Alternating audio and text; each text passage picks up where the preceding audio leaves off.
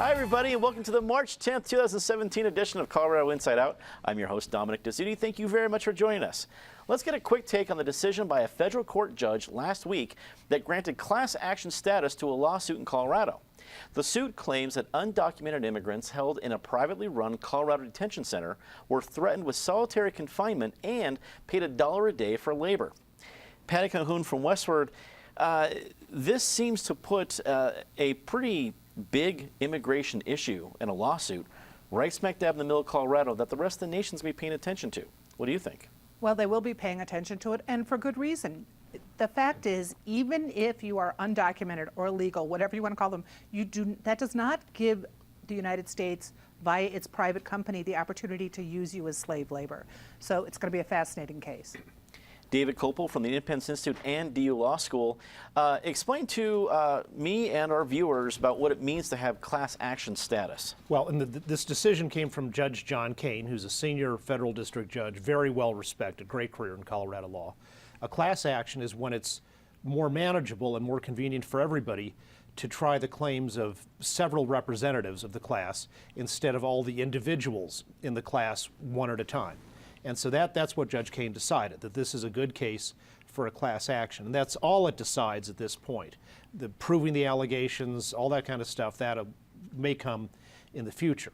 Now, whether illegal aliens who have been caught and being held in a federal detention facility are within the scope of the federal statute called the Trafficking Victims Protection Act, they're not trafficking victims, they're self-trafficking perpetrators. So I don't know how it's going to end up as a matter of law, but I think Judge Kane was right to say however we do it, it's going to be easier to do it as a class action. Eric Sonderman, political analyst. Immigration is already a nuclear topic in America, but I imagine that this is going to put Colorado in some of those national discussions. Do you share the same thought? Yeah, I think Colorado's ready there. I think David actually understated the influence of this particular judge. I mean, when you look back at federal judges who've made a difference in this state, in this part of the country over a long period of time, John Kane is on the top of that list. He now has senior status, but it didn't surprise me at all to read that he was the judge at the center of this and the judge who issued this ruling. I think the solitary confinement piece might be a little overstated. There's no evidence that any of these detainees have been put into solitary confinement, but my favorite piece of it was somebody for the private company running these detention centers who talked about, where in my notes, that they called it a, quote, voluntary work program. Yeah, I can imagine it's quite voluntary. I tend to be suspicious of some class action suits. I think this one might have some legs, and more power to them. Ben Gelt joins us, public affairs consultant. Even though we talked about the impact of this from the national point of view, we have a lot of immigration points on the local issues, whether it's sanctuary cities or different cities deciding what they're going to do. Do you think this case might impact some of those decisions? Well, I think certainly from a perception level, this kind of ruling gives some energy and some maybe stability or some sense of peace to those folks in those communities about their status in our society and their ability to be unfairly treated and the like. So I think certainly from that perspective of just a PR level, then it should be a positive for folks who are concerned about their rights and their ability to be treated humanely. Both Senator Cory Gardner and Representative Ken Buck announced this week that they do not support the current draft of the Affordable Care Act reform effort. Each cited the need for more time to develop the plan and avoid major cuts to the Medicaid program. Patty, right from the start, now we've heard from other critics nationally, but Colorado, with two pretty vocal critics, do you think the criticism we've heard from both Senator Gardner and Representative Buck will last? Well, I think we're going to hear more from them, and probably more from many other senators and representatives. You know, this was just finalized and introduced Monday night, and since then, the amount of arm twisting and, you know, back patting and everything that's going on, I'll be surprised if by the time this show airs, people haven't been sent off to the hospital to take advantage of their special congressional medical care, because we are looking at a proposal right now that could shut out between 16 million and 20 million Americans. No one who's running for re-election in 2 years, or arguably anyone who's humanitarian, would want that to happen. So there's some really significant problems to the bill as it currently exists, and it is morphing even as we sit here, but Rachel Maddow was already giving the people who protested Cory Gardner's non-appearances at town halls credit for changing his vote. On the other hand, Ken Buck did go to town halls, and both of them were able to find problems with this bill as it currently exists. David, we've seen congressional Republicans handle this in a couple different ways. One, there seems to be a lot of pressure to get as much done right now. When we need 8 years to do this, to repeal Obamacare, we've got to move right now. What's the plan? But then it seems that there are more questions coming up, and one of the major criticisms of Obamacare was that it was passed before people could read it. So it's like, maybe we should actually analyze this. If you were advising congressional Republicans, should they take their time and really hash everything out, or is it more important to get some action, even if it's just a piece of it, sooner than later? Well, it's never important to rush just for the sake of doing something to say you've done something, because then you often end up doing something stupid. On this particular thing, this Medicaid expansion is not financially sustainable. As Chief Justice Roberts wrote in his opinion in this case, it was Medicaid used to be for people who were indigent, or disabled for some reason, and this was a huge expansion to able-bodied adults. The federal deficit shows this can't go on. We can't even pay for the the pre-Obamacare welfare state that exists, let alone this huge thing. So something's got to change.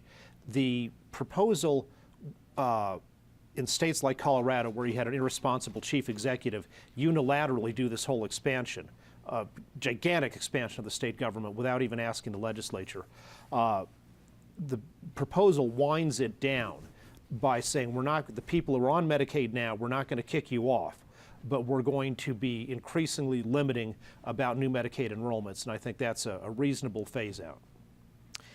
Eric, it seems to me that a process can be as important as the details. And I think when we look back at 2010, some of the criticisms came out of not only the details of Obamacare, but how it came to be, the process.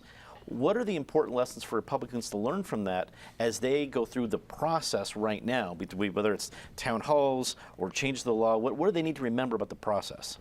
Thanks for that setup, Dominic, because that's exactly where I was going. I think one takeaway from the passage of Obamacare in 2010 is the dangers of having only one party invested in it.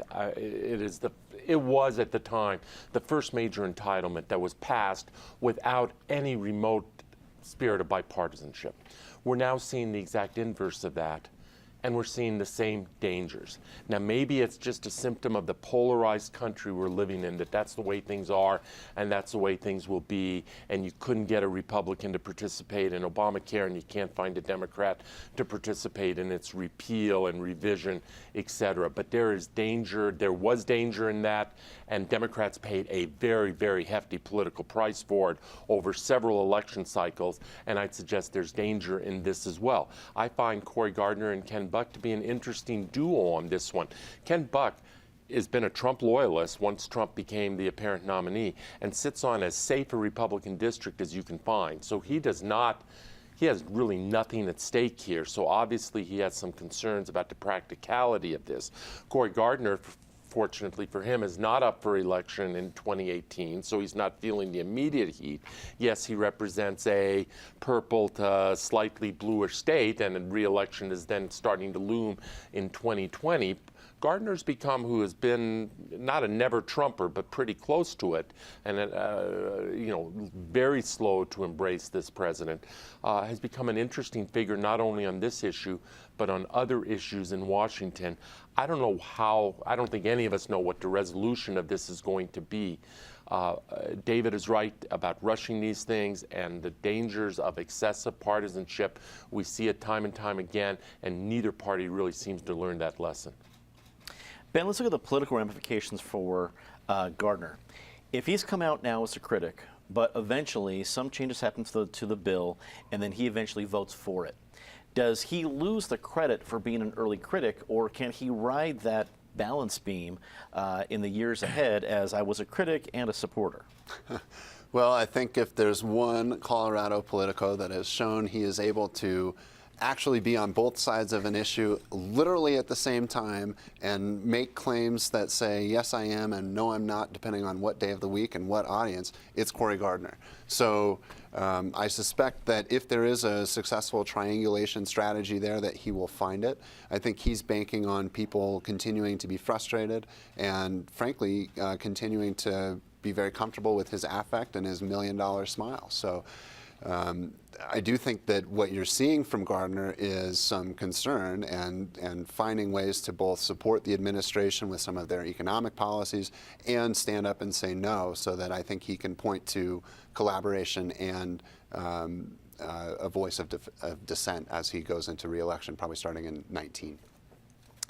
Colorado Speaker of the House Crisanta Duran and State Senate President Kevin Grantham announced the transportation funding bill this week that will ask for $3.5 billion from taxpayers to pay for highway improvements. The bill is already running into significant criticism from conservatives, including the highest-ranking Republican in the state House. David, very simply, is this thing dead on arrival? Yes, and I think, as a lot of the reporting has said, President Grantham didn't get much, if any, buy-in from the Republican caucus, and there's going to be a lot of opposition, as there should. First of all, there's no fiscal restraint in this bill.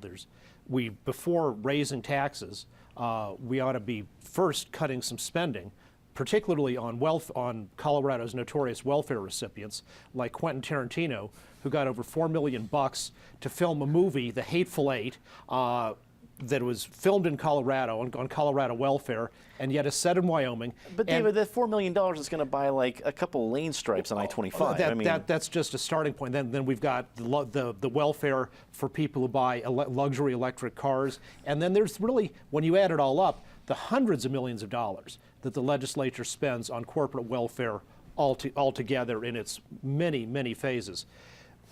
Secondly, US 36, the great successful project there, shows there's lots of roads where we can add capacity without any taxes on the general public. You do it through adding high occupancy toll and high occupancy vehicle lanes, and so the highway users pay for it, and that's the right way to do it. The people who want a better highway, they pay for it directly, they get a better highway. That could be done in lots of places. Third, of all this huge money that's going to be raised, only about half of it goes to the state Colorado Department of Transportation for other highway construction. A whole bunch of the rest goes to cities and counties. Well, cities and counties, they know their own transportation needs best. They can ask their voters for whatever tax increases they want within the city and county for those particular roads, and that would be much better focused, because then the voters could say, oh, if taxes go up this much, this particular road is going to get fixed or expanded or whatever.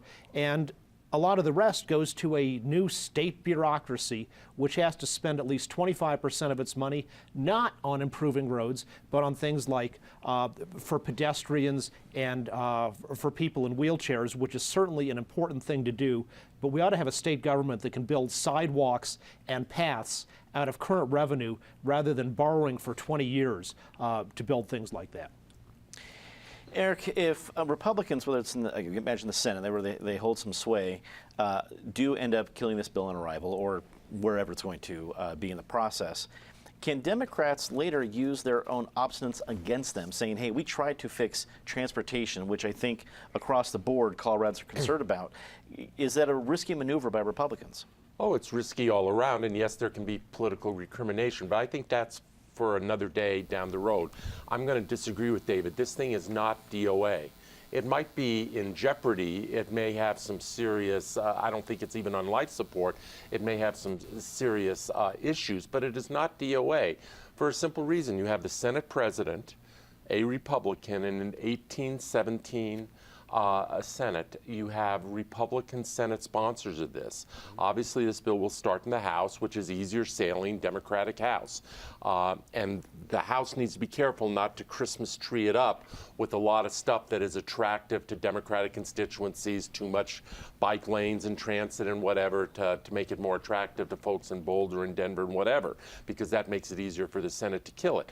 But if the Duran and Grantham compromise can maintain some integrity, it then has a chance in the Senate, because there are enough Senate Republicans combined who could vote for it, combined with the lion's share, if not the entirety, of the Democratic caucus in the Senate. There are two huge obstacles here. One is getting it through this legislative sausage-making process, as I've discussed. Secondly is then getting it past the voters come November. Voters, there can't be any argument that the state has huge transportation and road needs, but there probably isn't a whole lot of argument either that the state had some significant education needs. And last time we went with Amendment 66, we saw that got a solid 1/3 or slightly over 1/3 of the vote.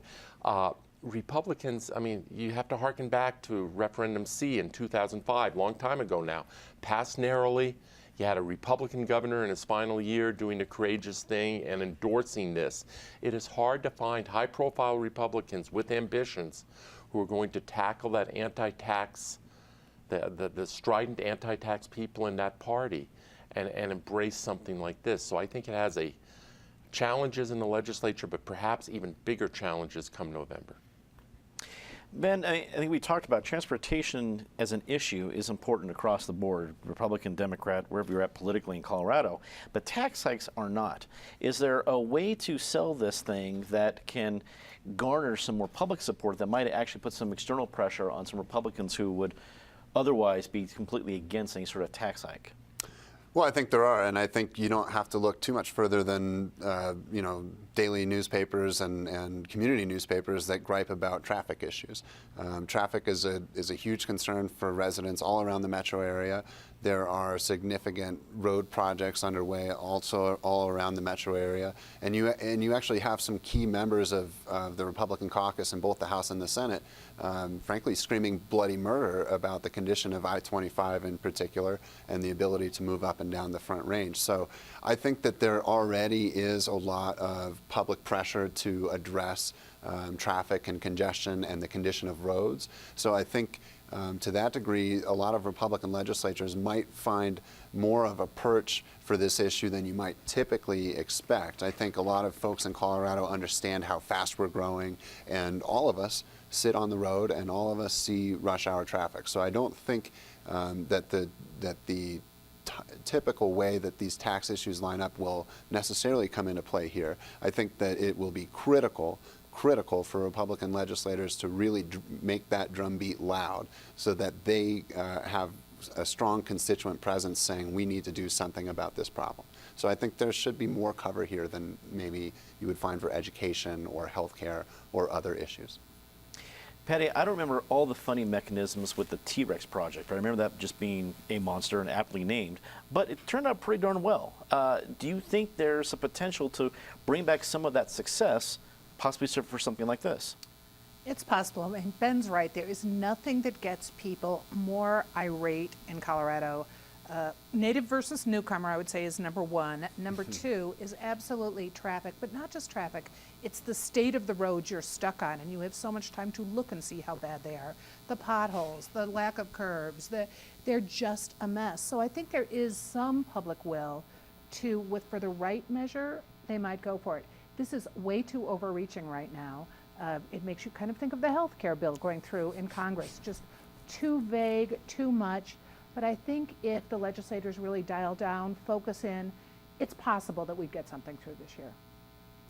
In a 23-12 vote, the Colorado Senate pushed through a long-debated construction defects reform bill on Tuesday. Senate Bill 156 would redirect deficient workmanship claims over condominiums into arbitration versus the courts.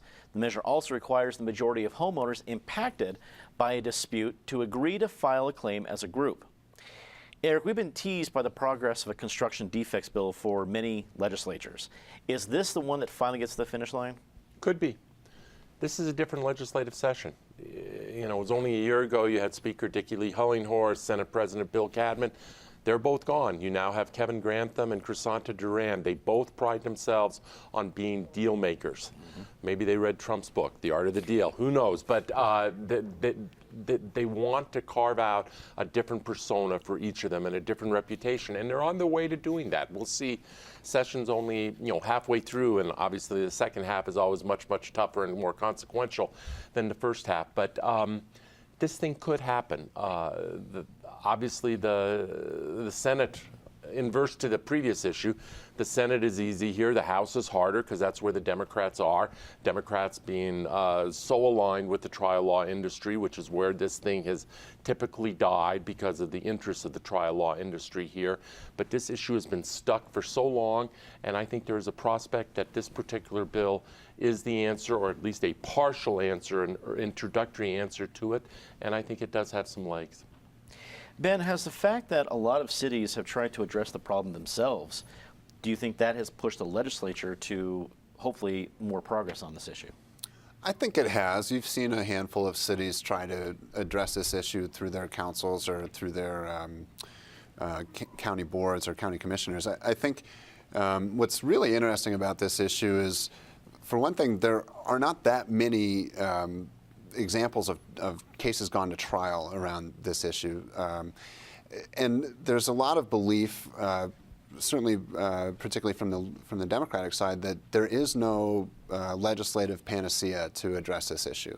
So whether this bill passes or not, I think the thing that I'll really be curious to see is if it has any effect whatsoever. I'm dubious, personally. Patty, does this bill get to Governor Hickenlooper? I'll give it a 50-50 chance this time. And Ben's also right on the fact that there are some real problems that we've seen in construction, and the homeowners certainly have a right to complain. But I think right now what's happening is all the legislators who are driving into downtown Denver, just the same way we drive up to 29th and Welton, and you see the huge apartment complexes that are going in, allegedly because they can't afford to build places that people could buy and live in. That is influencing the legislators. What you really hope is if this bill passes, people who buy a lemon still get a chance to squeeze the developer. Right. David, should this get to Governor Hickenlooper? Yes, because it preserves the ability of someone who buys the lemon to sue individually or to bring to address that. But what it changes is you can't have just a few people in an area say, we're going to do a suit on behalf of everyone without asking the majority of people on behalf of whom you're allegedly suing to approve that. Let's get to our favorite part of the show, Disgrace of the Week. And as always, Ms. Calhoun, please start us off. I'm going to go with our new EPA director, Pruitt, who has some issues on, is climate change really happening? Can't wait till he comes out to balmy Colorado, which is going to be, 65 this weekend, and goes and visits the Summitville mine. If we want people who want to be made whole from what happened with the EPA actions up there, might be waiting a really long time under this EPA director. I just hope it doesn't turn into a casino. David, your Disgrace of the Week. Colorado's Associated Press for continuing to use a reporter who writes about law but doesn't know anything about it and never checks with anyone who does. Her story for today tells us that Colorado is in violation of federal drug law for not making it a crime to smoke pot, which of course is false. There's nothing in federal law that says that or could under our Constitution. And she also claims U.S. Attorney Jeff Sessions has said that states should not be able to legalize pot. To the contrary, General Sessions' recent speech said, of course, states can legalize pot if they want to. He thinks that's a bad idea. And he also points out accurately that whatever the state does doesn't change what the federal law is. Eric. Oh, those sensitive souls at Middlebury College who became thugs, and Middlebury became the latest and worst instance of the repression of free speech that is all too prevalent on all too many college campuses these days. And this one, in this case, was accompanied by violence. A professor was injured. What has become of academia, or at least the academia that many of us knew as a place of intellectual inquiry, is truly sad and disturbing. Ben. Big surprise, I'm sure. I'm going to choose Mayor Hancock. He has a Vision Zero initiative, which is intended to eliminate pedestrian and traffic deaths. And on his own website, he's underreporting the fatalities in the city of Denver by over 50%, which is kind of a joke. He invited the national executive director of Vision Zero to Denver for his own summit, which he barely attended and was given very little attention. So I think a more appropriate name for the plan here in Denver would be Zero Vision. I can't imagine you making the Christmas card list this year, but that's okay, Ben. Not your goal. Say something nice about somebody, the hardest part of the show. Patty. We'll return to pot, and we're not talking potholes in this case. It looks like finally the legislature will approve PTSD as one of the things people are suffering from that will qualify for medical marijuana. It's about time. David. Well, to defend Mayor Hancock after his predecessor eliminated homelessness, which was his plan, the mayor needed something to do. But the DU Pioneers hockey team, #1 in the nation at the end of the regular season. They're here. Eric. Ernie Bjorkman, longtime anchor at Channel 2, disappeared from this community about 8 years ago. They're bringing him back. I think Ed Sardella and Bill Stewart still have a curtain call left in them. Sounds good to me. Ben. And we totally eliminated that homeless problem. Nice thing to say, how about Albertine Sellers, 60 years at the city of Denver. She takes RTD into work every day, and she's just an incredible woman. So thank you for your service. That is all the time we have tonight. Thanks for tuning in. We are in the thick of our spring pledge drive this weekend, and we have a new way that you can show your support. If you use #donate, it's a new program that we have that allows you to show your support for programs just like this in a whole new way. Check it out on Facebook and Twitter. All you have to do is put #donate and then an amount you want to donate. A couple clicks and it's there. It's an easy way to do it, an easy way to make sure that programs like this, Colorado Inside Out now in its 25th season, can remain around. As always, be sure to check out the CIO podcast on iTunes and Google Play, and the show segments on all of our social media pages. For everyone here at Colorado Public Television, I'm Dominic Dezzutti. Thank you very much for watching. Good night.